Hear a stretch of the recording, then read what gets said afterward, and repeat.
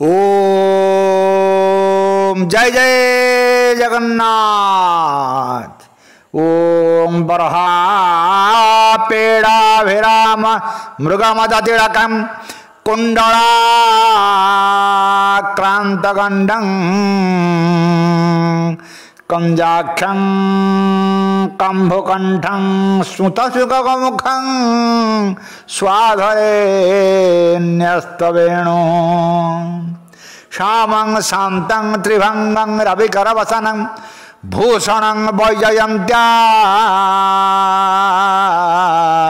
वन्दे वृन्दावनास्थं जुवति शतवृतं ब्रह्मगोपालवेश।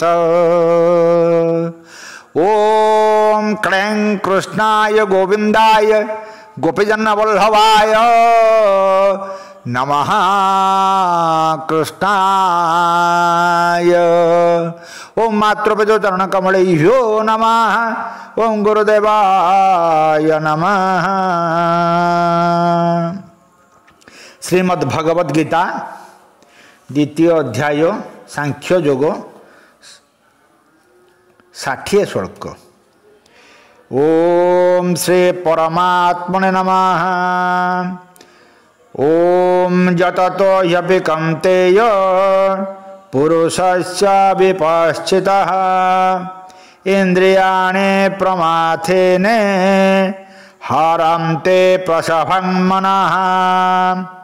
विवेके जन शास्त्रमते कलहे जोग ज्ञानमते इंद्रिय गणे बलवान करन्ते चित्तकुहरण।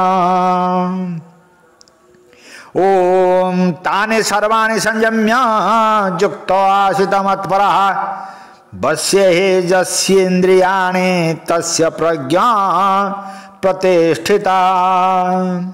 इंद्रिय गण करे जय मुठारे रखिए कलय जे संयमी पुरुष होए तार बुद्धि स्थिर अटय। ओम ध्यायतो विषयान् पुंसः संगस्ते सुपजायते संगात् संजयते कामः कामात् क्रोधोऽभिजायते। विषय रसे दिले ध्यान आसक्ति वश हुए जन कामना जन्मे आसक्तिरो क्रोध उद्भव कामनारो। ओम नमो भगवते वासुदेवाय। हे अर्जुन जो माने निरंतर समान भाव रे साधना करिथान्ते सेमाने मध्य इंद्रिय गुड़िक प्रभाव रे संयत करि पारि नथान्ति। जो माने अभ्यास को द्वारा फल भाव नियुक्त करी जम नियमर पाचेरी घेरे मन को निज मुठा भितरे रखि थांते सेमाने मध्य इंद्रिय द्वारा व्याकुल होई पड़ी थांती। ब्रह्म पिशाच जेपरी मंत्रज्ञ को भुलाए सही परी ये इंद्रिय गुड़िक रुद्धे स्थिति स्थल साधक को विषय भोग भाग लगी बाध्य करती ओ निजर कोमल स्पर्श रे ताको वशीभूत कराई थांती। सही समय रे मन विषय बुद्धि रे लगी जाए अभ्यास द्वारा दुर्बल होई पड़े इंद्रिय शक्ति होई पड़े बलवती। अतएव हे पार्थ जी सब विषय उपर आस्था परित्याग करी इंद्रिय गुड़ी को सब दिगरु दमन करिथाए से हेउचे योगनिष्ठ तार बुद्धि स्थिर। एही योगनिष्ठ व्यक्तिर मन विषय सुखरे मोहित होई पड़े नाही। से आत्मा बोधरे मज्जित होई रही थाए केवे हेले से मते पासरी पारे ना। बाहरे विषय भोग नथिले एभली जना पड़ुथिले मध्य मनरे विषय भोगर चिंता थाए। से मूलरू शेष जाए संसार जंजाल रे बुढ़ी रही थाए।